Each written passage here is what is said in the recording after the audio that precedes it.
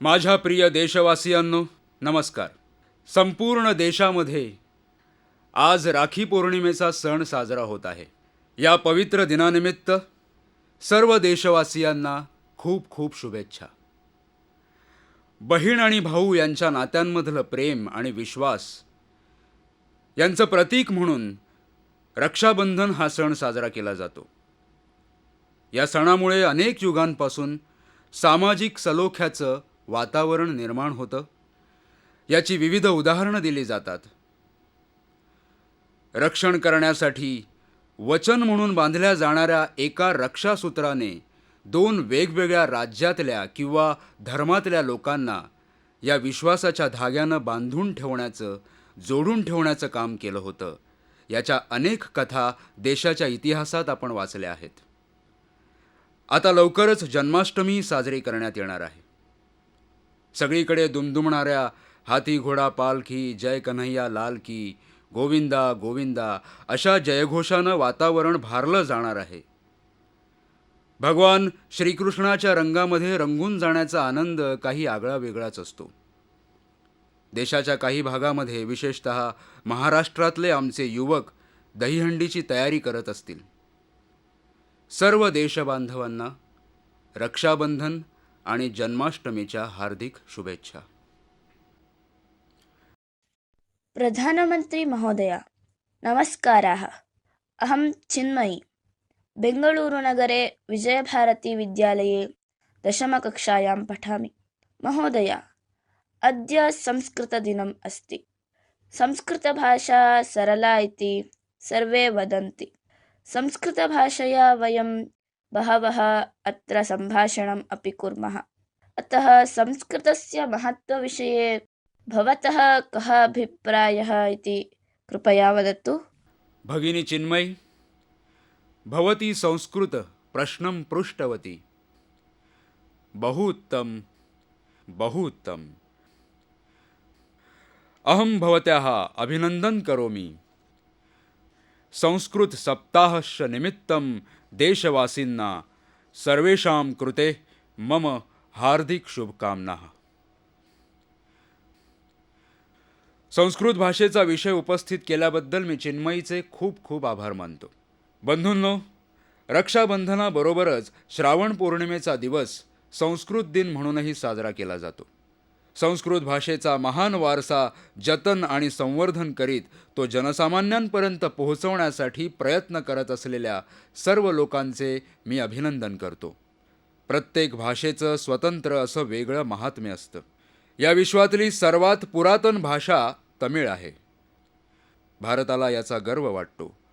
त्याचबरोबर वेदकाळापासून ते वर्तमानामध्ये संस्कृत भाषेनेही ज्ञानाच्या प्रचार प्रसारामध्ये अतिशय महत्त्वपूर्ण भूमिका निभावली आहे. याचाही आम्हा भारतीयांना अभिमान, गर्व वाटतो. संस्कृत भाषा आणि या भाषेतल्या साहित्यामध्ये जीवनातल्या प्रत्येक क्षेत्राविषयी ज्ञानाचं जणू भांडार आहे. मग त्यामध्ये विज्ञान असेल किंवा तंत्रज्ञान, कृषी क्षेत्र असेल किंवा आरोग्य, खगोलशास्त्र असेल किंवा स्थापत्यशास्त्र म्हणजे वास्तुकला असेल, गणित असेल किंवा व्यवस्थापन, अर्थशास्त्राची माहिती असेल किंवा पर्यावरणाचा विषय असेल. इतकंच नाही तर आजची वैश्विक समस्या असलेल्या तापमान वृद्धीचे आव्हान कसं झेलायचं या विषयाचंही सविस्तर उत्तर देणाऱ्या मंत्रांचा उल्लेख संस्कृत भाषेमध्ये आहे असंही सांगण्यात येतं. कर्नाटक राज्यातल्या शिवमोगा जिल्ह्यातल्या मट्टूर या गावातले रहिवासी बोलण्यासाठी आजही संस्कृत भाषेचा वापर करतात. हे जाणून आपल्या सर्वांना नक्कीच आनंद वाटेल. संस्कृत भाषेचं एक वैशिष्ट्य म्हणजे या भाषेमध्ये नवनवीन असंख्य शब्दांची निर्मिती करता येते. हे जाणून आपल्याला आश्चर्यच वाटेल. 2000 धातू, 200 प्रत्यय म्हणजे सफिक्स, 22 उपसर्ग म्हणजे प्रिफिक्स यांच्यामुळे समाजात वापरल्या जाणाऱ्या असंख्य शब्दांची रचना या भाषेमध्ये करता येते. त्याचबरोबर अगदी सूक्ष्मातल्या सूक्ष्म गोष्टींचाही अचूक तपशील देत कोणत्याही विषयाची माहिती या भाषेमधून सांगता येते. आपल्या बोलण्याला एक प्रकारे वजन प्राप्त व्हावं म्हणून आपण इंग्लिशमधल्या अवतरणांचा वापर नेहमीच करत असतो, तर कधी शेरशायरीचा उपयोग करतो. परंतु ज्या लोकांचा संस्कृतमधल्या सुभाषितांविषयी अभ्यास आहे त्यांना चांगलं माहिती आहे की कोणत्याही सुभाषितामध्ये कमीत कमी शब्दामध्ये अतिशय चांगल्या पद्धतीने आशय स्पष्ट केला गेलेला असतो. आणखी एक गोष्ट म्हणजे रोजच्या व्यवहारातल्या उदाहरणांनी युक्त असे हे सुभाषित आपल्या या मातीशी नाळ जोडणारं असतं, आपल्या परंपरांना बांधून ठेवणारं असतं. त्यामुळे त्याचा आशय, त्यातून मिळणारा संदेश समजणं खूप सोपं जातं. जीवनामध्ये गुरुचं नेमकं किती महत्त्व आहे हे स्पष्ट करणाऱ्या सुभाषितामध्ये म्हटलं आहे, एकमपि अक्षरम यस्तु गुरु शिष्यं प्रबोधयेत पृथ्वीयां नास्ति तद्द्रव्यं यद्दत्वा यनृणी भवेत कृ. या सुभाषिताचा अर्थ असा आहे की गुरूंनी आपल्या शिष्याला एका अक्षराचं जरी ज्ञान दिलं तरी आपल्या या गुरूंच्या ऋणातून उतराई होण्यासाठी त्या शिष्याला संपूर्ण पृथ्वीवर एखादी वस्तू किंवा धन मिळणार नाही. आपण सर्वांनी याच भावनेनं आगामी शिक्षक दिन साजरा केला पाहिजे. ज्ञान आणि गुरु अतुल्य आहे, अमूल्य आहे, अनमोल आहे. आपल्या आईबरोबरच शिक्षकही आपल्या जीवनात महत्त्वपूर्ण भूमिका बजावत असतात. मुलांच्या विचारांना योग्य दिशा देण्याची जबाबदारी ते पेलत असतात आणि त्याचा प्रभाव मुलांच्या संपूर्ण आयुष्यावर पडत असल्याचे दिसून येते.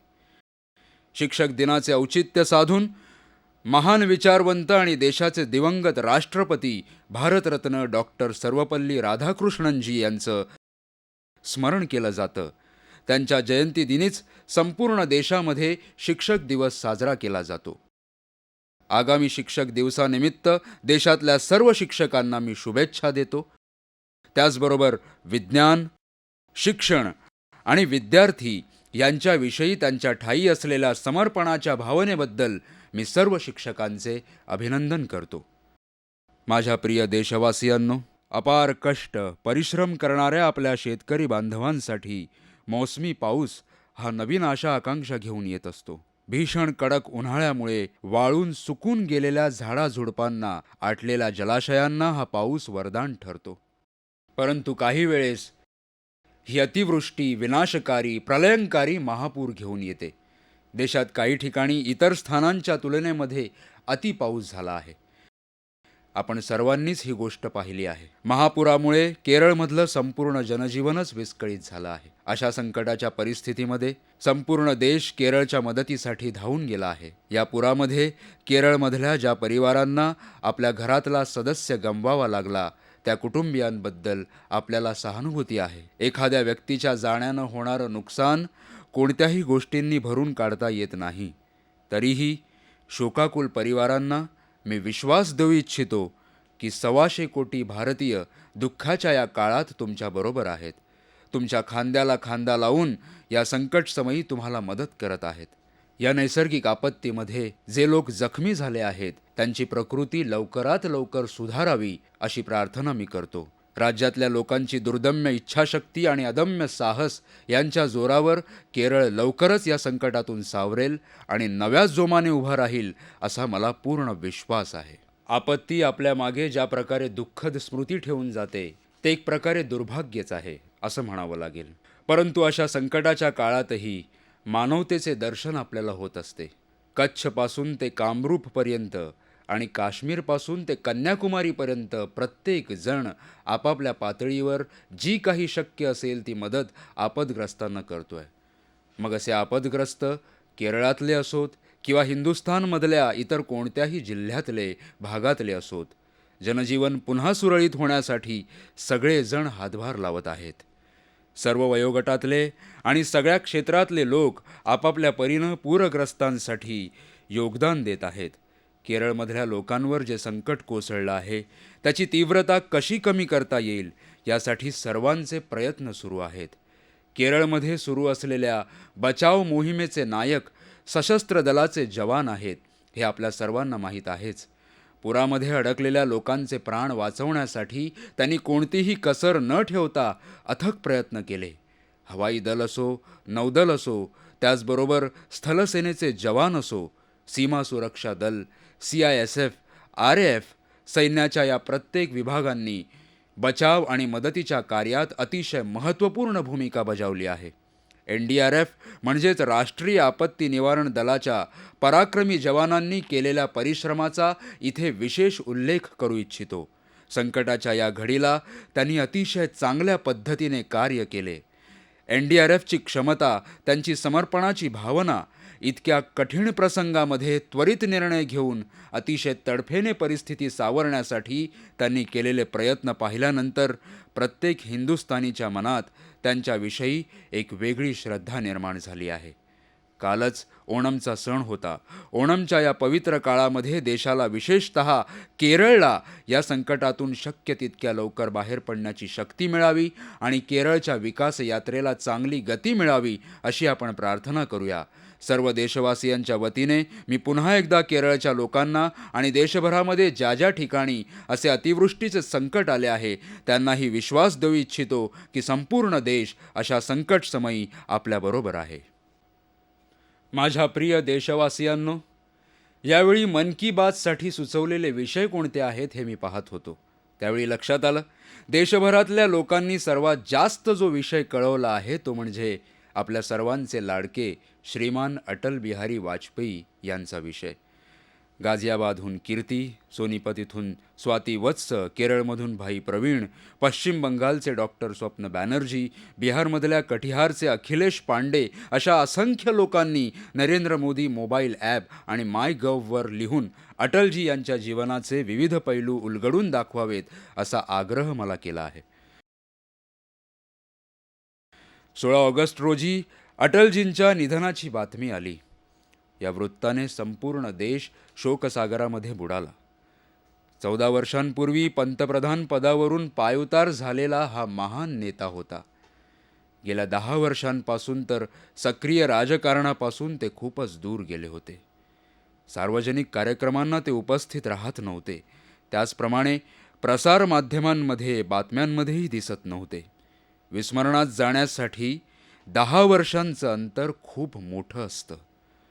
परंतु 16 ऑगस्ट नंतर देशानं आणि दुनियेनं पाहिलं की हिंदुस्थानमधल्या सामान्य माणसाच्या मनात या 10 वर्षांच्या कालखंडानंतरही अटलजींबद्दल अपार स्नेह कायम होता. त्यामध्ये एका क्षणाचंही अंतर राहिलेलं नव्हतं.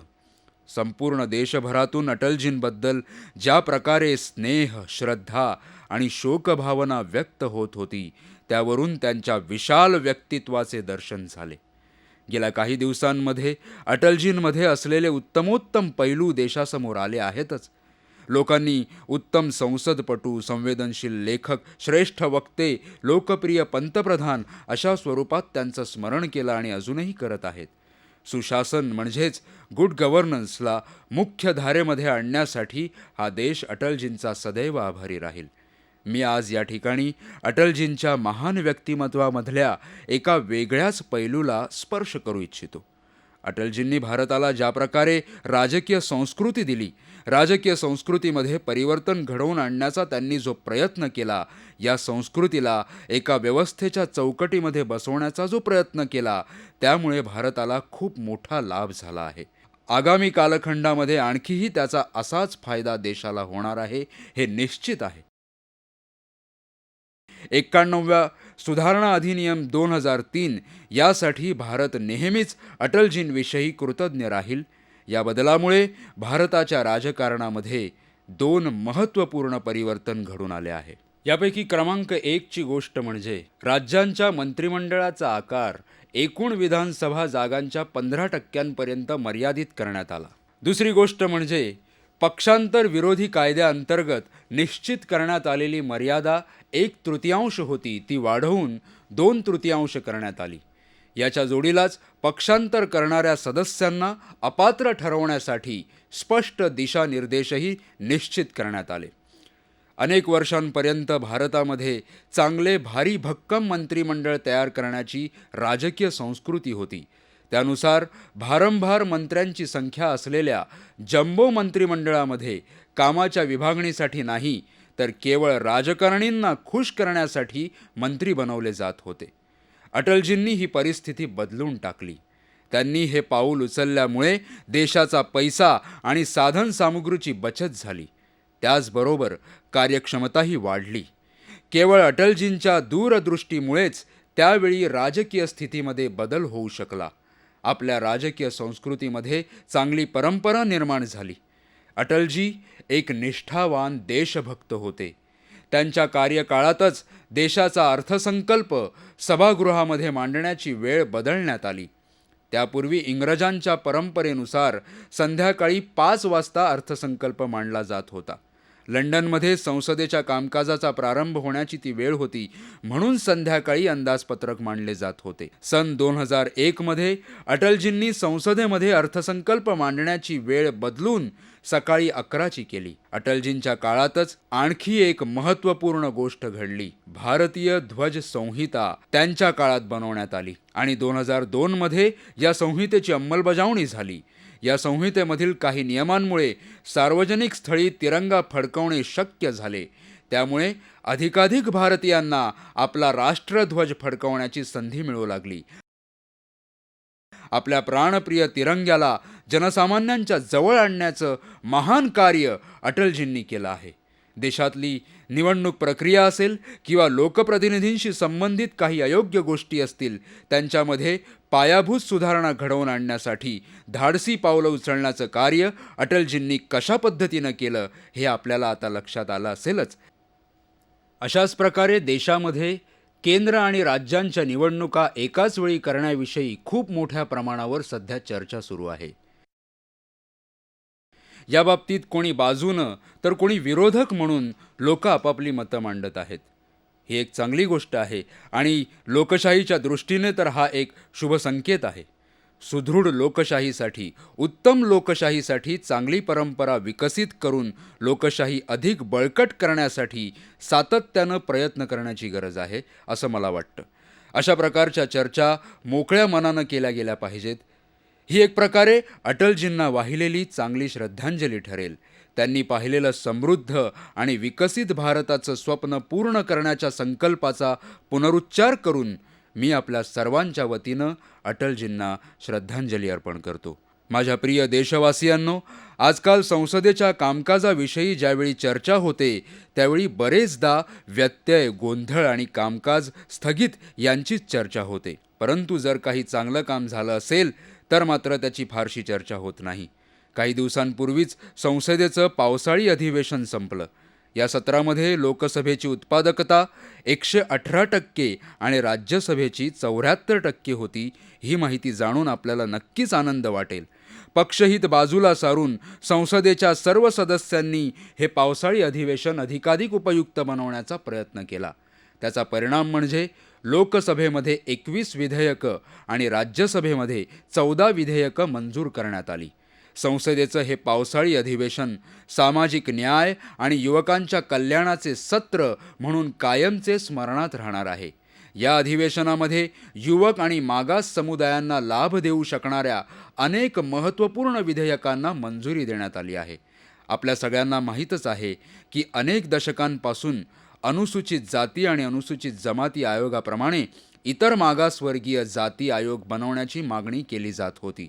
मागासवर्गीयांचे अधिकार निश्चित करण्यासाठी देशाने यावेळी ओबीसी आयोग बनवण्याचा संकल्प पूर्ण केला आणि त्याला घटनात्मक दर्जा, अधिकारही देण्यात आले आहेत. सामाजिक न्यायाचा उद्देश अधिक सफल होण्यासाठी हे पाऊल महत्त्वपूर्ण ठरणार आहे. अनुसूचित जाती आणि अनुसूचित जमातींचे अधिकार सुरक्षित राहण्यासाठी एक दुरुस्ती विधेयक मंजूर करण्याचं कामही याच अधिवेशनामध्ये झालं. हा कायदा अनुसूचित जाती आणि अनुसूचित जमातीमधील समुदायांच्या हितांना अधिक सुरक्षित ठेवणार आहे. त्याचबरोबर गुन्हेगारांना अत्याचार करण्यापासून रोखू शकणार आहे. यामुळे दलित समुदायांमध्ये विश्वास निर्माण होऊ शकणार आहे. देशातल्या महिला शक्तीच्या विरोधामध्ये कोणत्याही सभ्य समाजामध्ये कसल्याही प्रकारे अन्याय सहन केला जाऊ शकत नाही. महिलांवरील अत्याचारामध्ये सहभागी असलेल्या दोषींना देश कदापि सहन करणार नाही. म्हणूनच संसदेमध्ये अपराधी कायदा दुरुस्ती विधेयकाला मान्यता देऊन अशा गुन्ह्यातील अपराधींना कठोर शिक्षा देण्याची तरतूद आता करण्यात आली आहे. महिलांवर अत्याचार करणाऱ्या दोषींना कमीत कमी 10 वर्षांची शिक्षा भोगावी लागणार आहे, तर 12 वर्षांपेक्षा कमी वयाच्या मुलींवर अत्याचार करणाऱ्या आरोपींना फाशीची शिक्षा देण्याची तरतूद करण्यात आली आहे. काही दिवसांपूर्वी वर्तमानपत्रांमध्ये आलेली बातमी आपण वाचली असेल. मध्य प्रदेशातल्या मंदसौरमध्ये एका न्यायालयात आलेला अज्ञान बालिकेवरचा अत्याचाराचा खटला केवळ 2 महिने चालवून त्यासाठी अपराधी ठरलेल्या दोघांना फाशीची शिक्षा ठोठावण्यात आली आहे. याआधी मध्य प्रदेशातल्या कटनी इथं एका न्यायालयाने फक्त 5 दिवस सुनावणी करून दोषींना फाशी दिली. राजस्थानमध्येही तिथल्या न्यायालयात अशाच पद्धतीने महिलांवरच्या अत्याचाराच्या खटल्यांवर तातडीने निर्णय दिले आहेत. हा कायदा महिला आणि बालिकांवर होणाऱ्या अत्याचाराची प्रकरणे रोखण्यासाठी प्रभावी भूमिका पार पाडणार आहे. सामाजिक परिवर्तनाशिवाय आर्थिक प्रगती अपूर्ण आहे. लोकसभेमध्ये तिहेरी तलाकचे विधेयक मंजूर करण्यात आले आहे, मात्र या अधिवेशनामध्ये राज्यसभेमध्ये या विधेयकाला मान्यता मिळू शकली नाही. मुस्लिम महिलांना न्याय मिळवून देण्यासाठी संपूर्ण देश आपल्या पूर्ण ताकदीनिशी त्यांच्या बरोबरीने उभा आहे, असा मी विश्वास देऊ इच्छितो.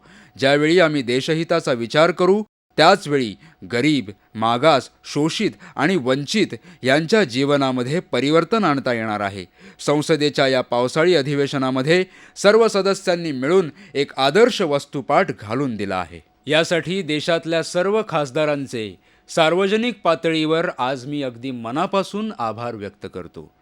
माझ्या प्रिय देशवासियांनो, सध्या कोट्यावधी भारतीयांचे लक्ष जकार्तामध्ये सुरू असलेल्या आशियाई क्रीडा स्पर्धांकडे लागलं आहे. दररोज सकाळी वर्तमानपत्रांमध्ये, दूरचित्रवाणीच्या बातमीपत्रांकडे, समाज माध्यमांवरून लोक एक नजर टाकत असतात आणि कोणा भारतीय खेळाडूने पदक जिंकले हे जाणून घेत असतात. आशियाई क्रीडा सामने आत्ताही सुरूच आहेत. देशासाठी पदक जिंकणाऱ्या सर्व खेळाडूंचे मी अभिनंदन करू इच्छितो. ज्या खेळाडूंच्या स्पर्धा अजून होणार आहेत त्या सर्व क्रीडापटूंना माझ्या खूप खूप शुभेच्छा. शूटिंग आणि रेसलिंग या क्रीडा प्रकारांमध्ये भारतीय खेळाडू खूप चांगली कामगिरी करीत आहेत. विशेष म्हणजे ज्या क्रीडा प्रकारांमध्ये भारताची कामगिरी आधी फारशी चांगली नव्हती त्यामध्येही भारतीय खेळाडूंनी पदकाची कमाई केली आहे, ही आनंदाची गोष्ट आहे. वुशू आणि रोईंग यासारख्या क्रीडा प्रकारांमध्ये भारतीयांनी दाखवलेलं कौशल्य फक्त पदक मिळवण्यापुरते नाही तर मोठ्या धाडसाने गगनाला गवसणी घालणाऱ्या भारतीय क्रीडापटूंची स्वप्ने नवीन प्रमाण सिद्ध करणारी ठरली आहेत. देशासाठी पदक जिंकणाऱ्यांची संख्या वाढली आहे. विशेष म्हणजे त्यामध्ये आमच्या कन्याही सहभागी आहेत. यातून खूप सकारात्मक संकेत मिळतो आहे. इतकंच नाही तर पदक जिंकणाऱ्या खेळाडूंमध्ये 15-16 वर्षांचे आमचे नवयुवक आहेत, ही सुद्धा आनंदाची गोष्ट आहे. आणखी एक नमूद करण्यासारखी गोष्ट म्हणजे या स्पर्धांमध्ये पदक विजेत्या खेळाडूंपैकी बहुतांश लहान शहरे, छोट्या गावांमधले रहिवासी आहेत. या युवा खेळाडूंनी अतिशय कठोर परिश्रम करून हे यश संपादन केलं आहे. येत्या 29 ऑगस्ट रोजी आपण राष्ट्रीय क्रीडा दिन साजरा करणार आहोत. यानिमित्त मी सर्व क्रीडाप्रेमींना शुभेच्छा देतो. त्याचबरोबर हॉकीचे जादूगर, महान खेळाडू श्री ध्यानचंदजी यांना श्रद्धांजली अर्पण करतो. देशातल्या सर्व नागरिकांना माझं एक निवेदन आहे की त्यांनी जरूर कोणता तरी खेळ खेळावा, आपल्या तंदुरुस्तीकडे लक्ष द्यावं. कारण तंदुरुस्त स्वस्थ देशच संपन्न आणि समृद्ध भारत निर्माण करू शकणार आहे. ज्यावेळी इंडिया फिट असेल त्याचवेळी भारताचे उज्ज्वल भविष्य निर्माण होणार आहे. पुन्हा एकदा मी आशियाई क्रीडा स्पर्धेमध्ये पदक विजेत्यांचे अभिनंदन करतो आणि त्याचबरोबर ज्यांच्या स्पर्धा अजून व्हायच्या आहेत ते आपलं सर्वोत्तम प्रदर्शन करतील अशी कामना करून त्यांना खूप खूप शुभेच्छा देतो. प्रधानमंत्री जी नमस्कार, मैं कानपुर से भावना त्रिपाठी एक इंजीनियरिंग की छात्रा बात कर रही हूँ. प्रधानमंत्री जी, पिछले मन की बात में आपने कॉलेज जाने वाले छात्र छात्राओं से बात की थी और उससे पहले भी आपने डॉक्टरों से, चार्टर्ड अकाउंटेंट से, उनसे बातें करी. मेरी आपसे एक प्रार्थना है कि आने वाले 15 सितंबर को, जो कि एक इंजीनियर्स डे के तौर पे मनाया जाता है, उस उपलक्ष्य में अगर आप हम जैसे इंजीनियरिंग के छात्र छात्राओं से कुछ बातें करें जिससे हम सबका मनोबल बढ़ेगा और हमें बहुत खुशी होगी और आगे आने वाले दिनों में हम अपने देश के लिए कुछ करने का हमें प्रोत्साहन भी मिलेगा। धन्यवाद। नमस्ते भावनाजी, मी आपल्या भावनांचा आदर करतो. आपण सगळ्यांनीच दगडविटांचे बांधकाम करून घरे आणि इमारती उभ्या राहतात हे पाहिले आहे. परंतु जवळपास 1200 वर्षांपूर्वी महाकाय डोंगरासारख्या फक्त एका दगडाला अतिशय उत्कृष्ट, विशाल आणि अद्भुत मंदिराचं स्वरूप दिलं गेलं होतं. खरं तर याविषयी कल्पनाही करणं खूप अवघड आहे, परंतु हे प्रत्यक्षात घडलं होतं आणि हे मंदिर म्हणजे महाराष्ट्रामध्ये वेरूळ इथलं कैलासनाथाचं मंदिर आहे. जर कोणी तुम्हाला सांगेल की जवळपास 1000 वर्षांपूर्वी ग्रॅनाइटचा 60 मीटर लांब एक मोठा स्तंभ बनवला गेला आणि त्याच्या शिखरावर ग्रॅनाइटचा जवळपास 80 टन वजनाचा एक महाकाय शिलाखंड ठेवण्यात आला होता, या गोष्टींवर तुम्ही विश्वास ठेवणार का? परंतु तामिळनाडूमधल्या तंजावूर इथं बृहदेश्वर मंदिर नावाचं एक स्थान आहे. तिथं आपल्याला स्थापत्य कला आणि अभियांत्रिकी यांचा अनोखा संगम पाहायला मिळतो. गुजरातमध्ये पाटण इथं 11व्या शतकामध्ये निर्माण केलेली राणी की वाव आहे. ती पाहून प्रत्येक जण आश्चर्यचकित होतो. भारताची भूमी म्हणजे अभियांत्रिकीची जणू प्रयोगशाळाच म्हणावी लागेल. भारतातल्या अनेक अभियंत्यांनी केवळ कल्पनेमध्ये शक्य आहे असं वाटावं अशा गोष्टी प्रत्यक्षात आणल्या. अभियांत्रिकी दुनियेतील चमत्कार म्हणता येतील अशी उदाहरणे त्यांनी प्रस्तुत केली. महान अभियंत्यांचा वारसा सांगणाऱ्या आमच्या परंपरेमधले असेच एक रत्न आपल्याला मिळाले आहे, ज्यांचे कार्य पाहिले की आजही लोक अचंबित होतात. हे रत्न म्हणजे भारतरत्न डॉक्टर एम विश्वेश्वरैया. कावेरी नदीवर त्यांनी बांधलेल्या कृष्णराज सागर धरणाचा आजही लाखो शेतकरी बांधवांना आणि जनसामान्यांना लाभ मिळत आहे. ज्यांना या धरणाचा लाभ मिळतो त्या भागात त्यांच्याबद्दल आदराची पूजनीय भावना आहेच, परंतु उर्वरित संपूर्ण देशही त्यांच्या कार्याबद्दल सन्मानाने, आत्मीयतेने डॉक्टर विश्वेश्वरैया यांचे स्मरण करतो. त्यांच्या स्मरणार्थ दिनांक 15 सप्टेंबरला इंजिनियर्स डे साजरा केला जातो. त्यांनी घालून दिलेल्या मार्गावरून वाटचाल करीत आपल्या देशाच्या अभियंत्यांनी संपूर्ण विश्वामध्ये आपला वेगळा ठसा उमटवला आहे. अभियांत्रिकी जगतामधील चमत्काराची चर्चा ज्यावेळी मी करतो त्यावेळी 2001 मध्ये गुजरातच्या कच्छ भागात आलेल्या प्रलयंकारी भूकंपाच्या वेळी घडलेल्या एका घटनेचं मला स्मरण होतं. त्यावेळी मी एक स्वयंसेवकाच्या रूपामध्ये त्या भागामध्ये कार्यरत होतो. एका गावामध्ये जाण्याची संधी मला त्यावेळी मिळाली. त्या गावामध्ये मला एक अतिशय वयोवृद्ध माताजी भेटल्या. त्यांचं वय 100पेक्षा जास्त होतं. त्या आजीबाईंशी मी बोलत होतो. माताजी माझ्याकडे पाहून अगदी उपहासानं सांगत होत्या, हे माझं घर पहा. कच्छमध्ये त्याला भुंगा असं म्हणतात. माझ्या या घरानं 3 भूकंप पाहिले, अनुभवले आहेत. मी स्वतःच 3 भूकंप याच घरामध्ये अनुभवले आहेत. परंतु आज जाऊन पहा, तुम्हाला कुठंही कसलंही नुकसान झालेलं दिसणार नाही. हे घर आमच्या पूर्वजांनी इथल्या निसर्गाला, भौगोलिक रचनेला अनुसरून त्याचबरोबर इथल्या वातावरणाला अनुरूप बांधलं आहे. विशेष म्हणजे ही गोष्ट त्या माताजी अतिशय गर्वानं, अभिमानानं सांगत होत्या. ते घर पाहिल्यानंतर माझ्या मनात विचार आला की अनेक युगांच्या आधीही त्या कालखंडामधल्या अभियंत्यांनी स्थानिक परिस्थितीचा विचार करून त्याला अनुरूप कशाप्रकारे गृहरचना केली होती, ज्यायोगे जनसामान्य सुरक्षित राहू शकतील याचा अभ्यास केला होता. तसे आपणही केले पाहिजे. आता ज्यावेळी आपण इंजिनियर्स डे साजरा करतो त्यावेळी आपण भविष्याचाही विचार निश्चितच केला पाहिजे. ठिकठिकाणी कार्यशाळा घेतल्या पाहिजेत. बदलत्या काळामध्ये आपल्याला काय काय नवीन गोष्टी शिकल्या पाहिजेत, कोणत्या गोष्टी लोकांना शिकवल्या पाहिजेत, कसे जोडले पाहिजे. आजकाल आपत्ती व्यवस्थापन हे खूप मोठे कार्य झाले आहे. नैसर्गिक संकटांचा संपूर्ण विश्वाला सामना करावा लागतो आहे. अशावेळी संरचनात्मक अभियांत्रिकीचे नवे स्वरूप नेमके कसे असू शकते, त्याचे वेगवेगळे अभ्यासक्रम कसे असतील, विद्यार्थी वर्गाला यामध्ये नेमकं काय शिकवलं गेलं पाहिजे, पर्यावरण स्नेही बांधकाम कशा पद्धतीने करता येईल, शून्य कचरा, कचऱ्याची निर्मितीच होणार नाही याला प्राधान्य देऊन आपण काय काय करू शकतो अशा अनेक गोष्टींचा विचार ज्यावेळी इंजिनियर्स डे साजरा केला जातो त्यावेळी केला पाहिजे. माझ्या प्रिय देशवासियांनो, सण समारंभांचे वातावरण आहे, त्याबरोबरच आता दिवाळीचीही तयारी सुरू होणार आहे. मन की बातमध्ये आपण भेटतच राहणार आणि मन की बात करत राहणार. त्याचबरोबर अगदी मनापासून आपल्या देशाला पुढे नेण्यासाठी आपण कार्यरत राहणार आहोत. या भावनेबरोबरच आपल्या सर्वांना खूप खूप शुभेच्छा. धन्यवाद. पुन्हा भेटू.